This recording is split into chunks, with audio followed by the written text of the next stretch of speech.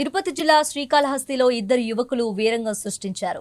ఏకంగా వీధుల్లో ఉన్న హెడ్ కానిస్టేబుల్ కాలర్ పట్టుకొని దాడికి ప్రయత్నించడమే కాకుండా కత్తితో బెదిరింపులకు పాల్పడ్డారు. ఈ ఘటనపై జిల్లా పోలీస్ యంత్రాంగం సీరియస్ గా స్పందించింది. శ్రీకాళహస్తి రైల్వే స్టేషన్ సమీపంలో ల్యాప్టాప్ చోరీకి గురైనట్లు పోలీసులకు సమాచారం అందింది. దీంతో శ్రీకాళహస్తి 1 టౌన్ పోలీస్ స్టేషన్ కు చెందిన హెడ్ కానిస్టేబుల్ రమణయ్య ఘటనా స్థలానికి వెళ్లారు. అదే సమయంలో 2 బైకులు ఢీకొని ఇద్దరు యువకులకు గాయాలయ్యాయి. ప్రమాదానికి కారణమైన బైక్ తాళాలను హెడ్ కానిస్టేబుల్ తీసుకోవడంతో యువకులు ఆగ్రహానికి గురయ్యారు.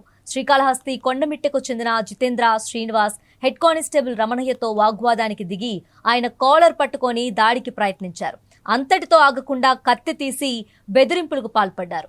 యూనిఫామ్లో ఉన్న పోలీసుపై యువకులు దౌర్జన్యంగా వ్యవహరించడంపై పోలీసులు వెంటనే స్పందించి ఇద్దరిని అదుపులోకి తీసుకున్నారు. హెడ్ కానిస్టేబుల్ రమణయ్య ఫిర్యాదు మేరకు జితేంద్ర శ్రీనివాసులపై పోలీసులు కేసు నమోదు చేశారు. హత్యాయత్నం కేసు నమోదు చేసి ఇద్దరిని అరెస్ట్ చేశారు. అనంతరం అడిషనల్ ఎస్పీ రవి మనోహర్ చారి ఎదుట నిందితులను హాజరుపరిచారు. విచారణలో శ్రీనివాస్పై గతంలోనూ ఓ కేసు నమోదైనట్లు పోలీసులు గుర్తించారు. ఇన్స్టాగ్రామ్ రీల్స్ చేస్తూ వైరల్ కావాలనే ఉద్దేశంతోనే నిందితులు ఆన్లైన్లో కత్తిని కొనుగోలు చేసినట్లు పోలీసుల విచారణలో వెల్లడైనట్లు సమాచారం.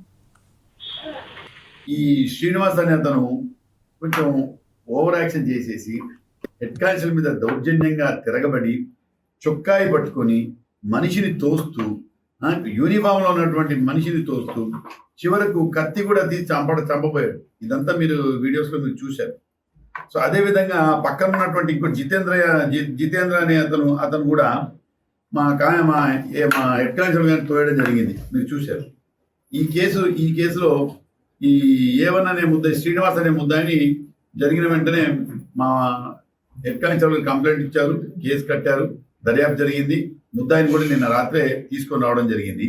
సో ఈ కేసులో ఇద్దరు ముద్దాయిలను అరెస్ట్ చేయడం జరిగింది. ఇద్దరు ముద్దాయిలను ఇప్పుడు కోర్టుకు రిమాండ్ పంపుతున్నాం.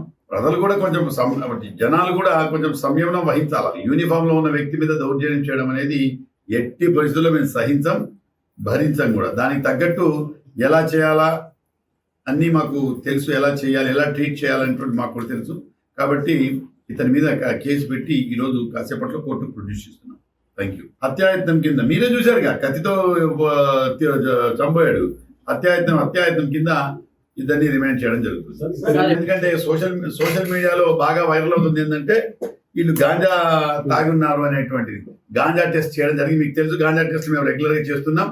సో గాంజా టెస్ట్ చేయడం జరిగింది, నెగిటివ్ కూడా వచ్చింది వాళ్ళకి. సో వాళ్ళు గాంజా హ్యాబిటెంట్స్ కారు వాళ్ళు. అది ఎందుకంటే ముఖ్యంగా మనం చెప్పాలి, ప్రతి చిన్న ఏ గొడవ జరిగినా గాంజా మత్తు, గాంజా ముద్దాయిలు, గాంజా ఇదంటారు. సో ఇప్పుడు ఎందుకంటే మాకు కిట్స్ వచ్చాయి కాబట్టి అప్పటికప్పుడు టెస్ట్ చేసి తెలిసిపోద్ది మాకు. ఎందుకంటే కనీసం అది మినిమం 1 month వరకు ఉంటుంది.